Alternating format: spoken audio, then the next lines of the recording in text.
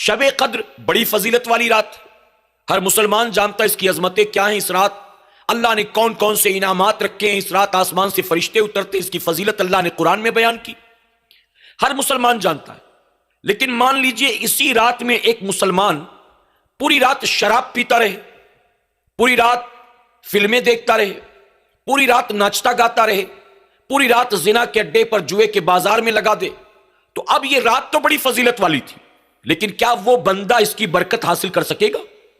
کیا اس کی برکت سے 1% بھی اس کو کچھ ملے گا؟ اب یہ رات تو تمام دنیا بھر کے مسلمانوں کے لیے بہت بڑی رات تھی، لیکن اس بندے نے اسی رات کو اللہ رسول کی نافرمانی کر کے اسی رات کے عمل کو اپنے لیے جہنم کا ایندھن بنا لیا، جہنم کا سامان بنا لیا۔ جمعہ کا دن بہت بزرگی والا، اللہ کے نزدیک عید اور بقرہ عید سے زیادہ بزرگی والا ہے، لیکن ایک مسلمان اپنی بری عادت کی بنیاد، لت کی بنیاد، جمعہ کا دن بھی باقی تمام دنوں کی طرح گناہوں میں گزار دے، برائیوں میں گزار دے، تو اب بتائیے کیا وہ جمعہ کی برکت حاصل کر سکے گا؟ شب برات میں اللہ سارے گناہگاروں کی مغفرت کر دیتا ہے۔ فرمایا گیا قبیلہ بنو کلب کی بکریوں کے بالوں کے برابر اللہ جہنمیوں کو جہنم سے آزاد کر دیتا ہے۔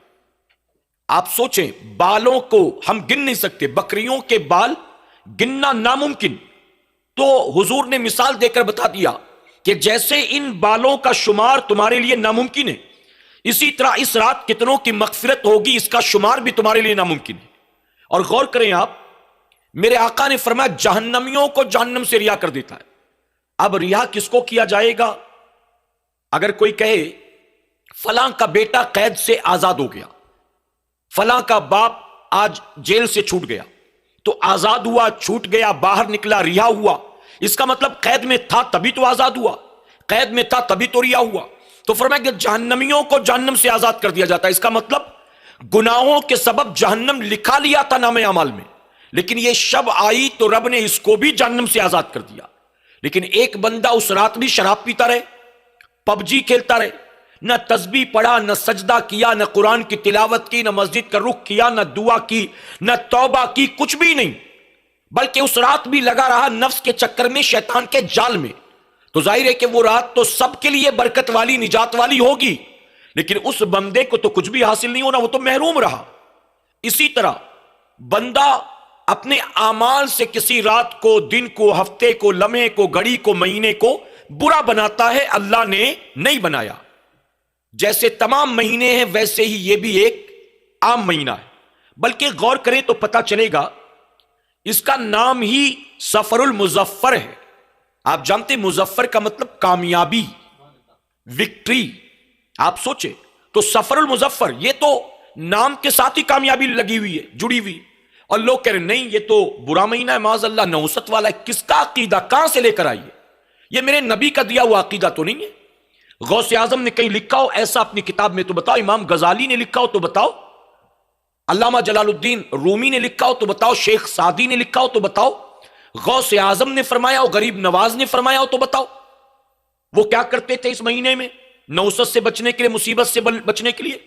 جہاں مریدوں کو غریب نواز نے کلمے کی تعلیم دی، پاکی کی تعلیم دی، نمازوں کی تعلیم دی، قرآن کی تعلیم دی، جہاں غریب نواز نے سب کچھ سکھایا، انہوں نے یہ کیوں نہیں سکھایا کہ سفر کا مہینہ ہے تو یہ تمہیں کرنا ہے؟ یہ کیوں نہیں سکھایا؟ اس کی وجہ کہ یہ گڑھ لیا ہم نے اپنی طرف سے، اس کی دین میں اصل کوئی حقیقت کوئی نہیں ہے۔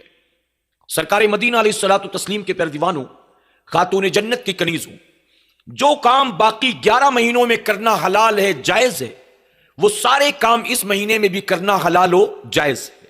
شادی بھی کر سکتے ہیں، سفر بھی کر سکتے ہیں، نیا سودا بھی کر سکتے ہیں، نئی دکان بھی لے سکتے ہیں، کار بھی خرید سکتے ہیں، مکان بھی خرید سکتے ہیں، اگر کسی کو نیا کاروبار شروع کرنا ہے تو وہ بھی کر سکتے ہیں، لیکن چاہے وہ ماہ سفر میں کریں، چاہے وہ ربیع الاول شریف میں کریں، چاہے وہ ماہ رجب و شعبان میں کریں، جب بھی کریں ہر کام کے ساتھ بسم اللہ کر لیں، اور ہر کام کے ساتھ نیت یہ کریں کہ میں تو کر رہا ہوں، کامیابی اس وقت ملے گی جب میرے مولا کی مدد شامل ہوگی، اور اللہ کی مدد شامل ہو تو بندہ کوئی بھی کام کرے مولا کامیابی بھی عطا کرے گا اور برکت بھی عطا فرمائے گا۔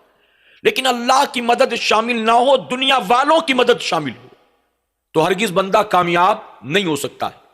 تو جتنے بھی من گڑنت نظریے ہیں، عقائد ہیں اس مہینے کے بارے میں، سب کو ختم کریں۔ گاؤں کی بڑی بوڑھیاں کہیں، ان کی باتوں کی پرواہ نہ کریں۔ اس کی وجہ کہ گاؤں کی بڑی بوڑھیاں شاید ہی اپنے گھر کی بچیوں کو، بہوؤں کو وضو سکھلاتی ہوں گی، غسل سکھلاتی ہوں گی، شاید ہی انہیں بٹھا کر نماز کا طریقہ سکھلاتی ہوں گی۔ یہ باتیں جو اصل میں سکھانے کی ان کی ذمہ داری تھی، یہ تو نہیں سکھاتی ہیں۔ ایسی ایسی باتیں سکھا جاتی ہیں جس کا شریعت میں کوئی حکم ہی نہیں ہے، جس کی کوئی اصل ہی نہیں ہے۔